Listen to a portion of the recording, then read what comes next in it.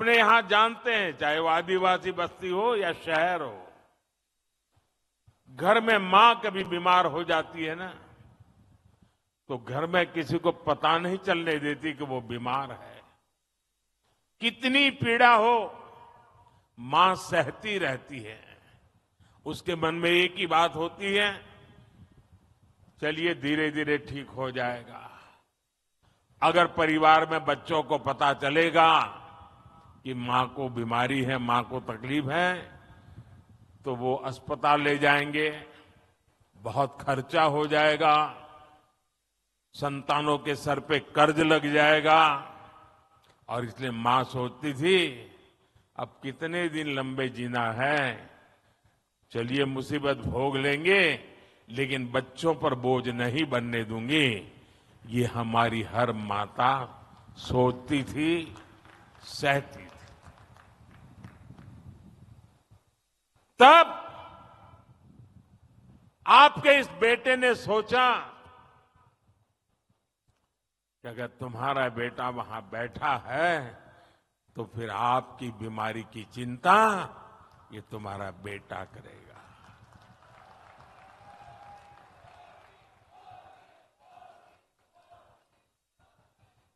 देश के करोड़ों गरीबों ने इस योजना की वजह से अस्पताल में मुफ्त इलाज कराया है। इस योजना की वजह से गरीबों के 1,30,000 करोड़ रुपए से ज्यादा खर्च होने से बच गए हैं, जो उनको बीमारी के लिए खर्च करना पड़ता। मोदी ने जो 11,000 से ज्यादा जन औषधि केंद्र खोले हैं, उन पर 80% छूट के साथ दवा दी जाती है, 80% डिस्काउंट। इससे भी गरीबों के 30,000 करोड़ रुपए दवाई खरीदने में जो खर्च होता था ना, उसमें बचत हो गई है। इसलिए ही आज देश का गरीब कह रहा है, खर्च कम कराए, बचत बढ़ाए, बार बार, फिर एक बार, बचत बढ़ाए बार बार, फिर एक बार। साथियों, दुनिया में 10 साल का सबसे बड़ा महासंकट आया, कोरोना, कोविड। लोग कहते थे भारत कैसे बचेगा, भारत के गरीबों का क्या होगा। कांग्रेस के अमीरों की सरकार के समय देश में बीमारी का टीका आने में दशकों लग जाते थे।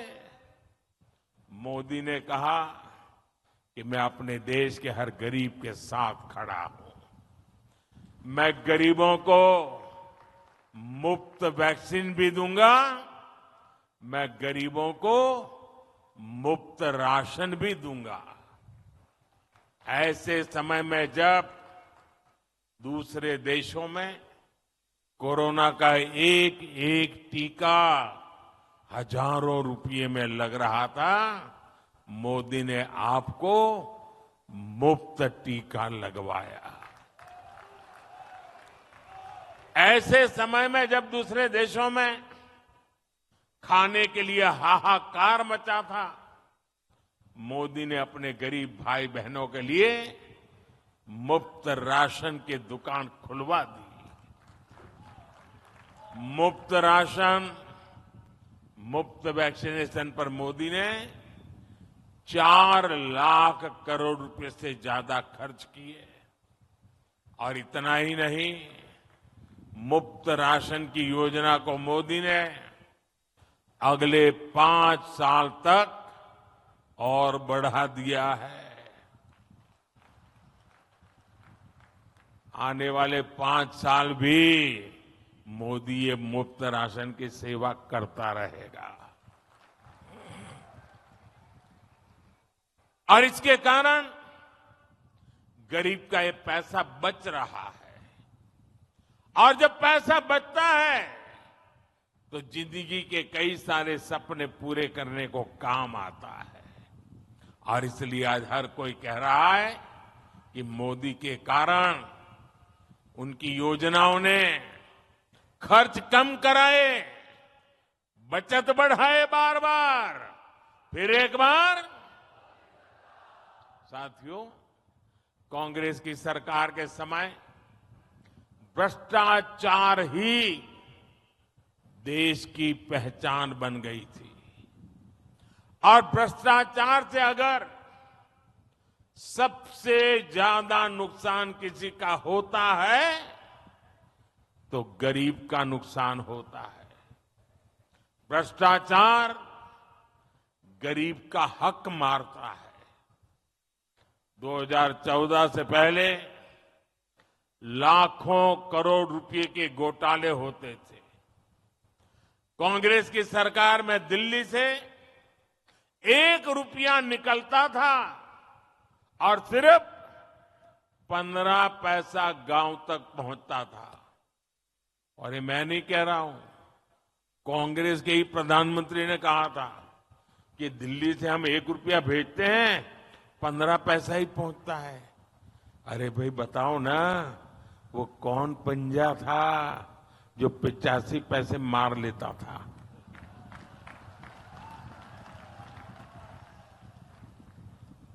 मोदी ने कांग्रेस की लूट की ये पूरी व्यवस्था, मैंने इसको बंद कर दिया है। भाजपा सरकार ने अपने 10 साल में 34 लाख करोड़ रुपए, आंकड़ा याद रखिए, 34 लाख करोड़ रुपए सीधे लाभार्थियों के बैंक खाते में भेजे हैं। दिल्ली से 1 रुपया भेजा, पूरे 100 पैसे गरीब के खाते में जमा हो गए। रुपया 1 भेजो, 15 पहुंचे, 85 पैसा गायब हो जाए, वो जादू का खेल बंद हो गया। और जब डायरेक्ट पैसा जाता है तो एक भी पैसा कांग्रेस लूट नहीं पाई। अगर देश में कांग्रेस की सरकार होती तो ये कांग्रेस गरीबों के, ये जो 34 लाख करोड़ है ना, और राजीव गांधी वाला अगर मैं हिसाब लगाऊं तो 28 लाख करोड़ रुपए लूट लेते। 34 लाख करोड़ में से 28 लाख करोड़ गायब हो जाते हैं। आजादी के बाद से कांग्रेस समझती थी कि उसे देश को लूटने का लाइसेंस मिला हुआ है। 2014 में सरकार में आने के बाद मोदी ने कांग्रेस की लूट का लाइसेंस ही कैंसिल कर दिया है। और मोदी ये लाइसेंस इसलिए कैंसिल कर पाया क्योंकि आपने मोदी को लाइसेंस दिया था।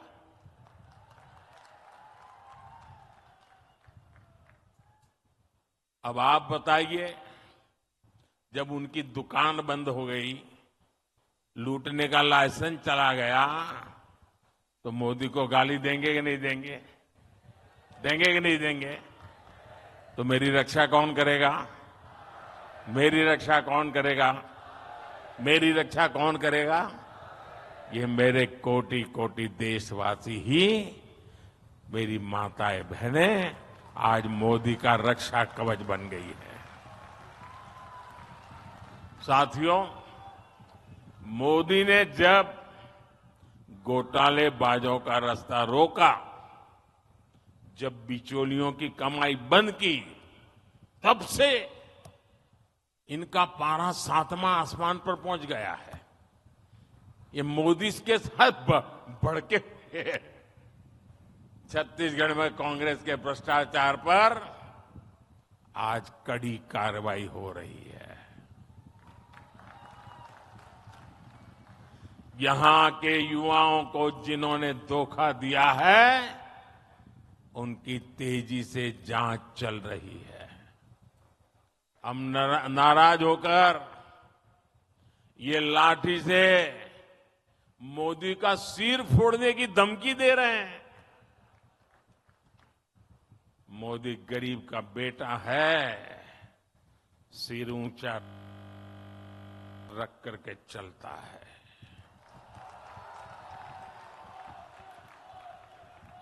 मोदी इनकी धमकियों से डरने वाला नहीं है। आप मुझे बताइए, गरीबों को जिन्होंने लूटा, गरीबों को जिन्होंने लूटा, उन्हें सजा मिलनी चाहिए कि नहीं मिलनी चाहिए? सब लोग बताइए, सजा मिलनी चाहिए? सजा मिलनी चाहिए। साथियों, कोई घर में घुस आए और लूटपाट करने लगे तो परिवार का हर सदस्य उससे भीड़ जाता है। मोदी के लिए तो मेरा भारत, मेरा परिवार है।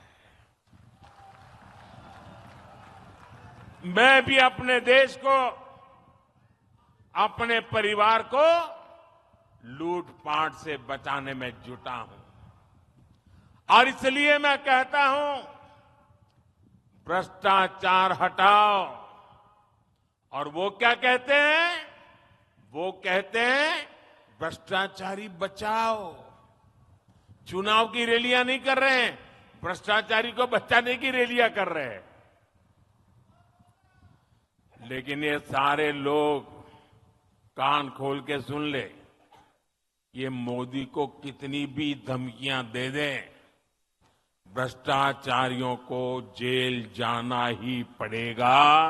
ये मोदी की गारंटी है। भाइयों बहनों, रामनवमी बहुत दूर नहीं है।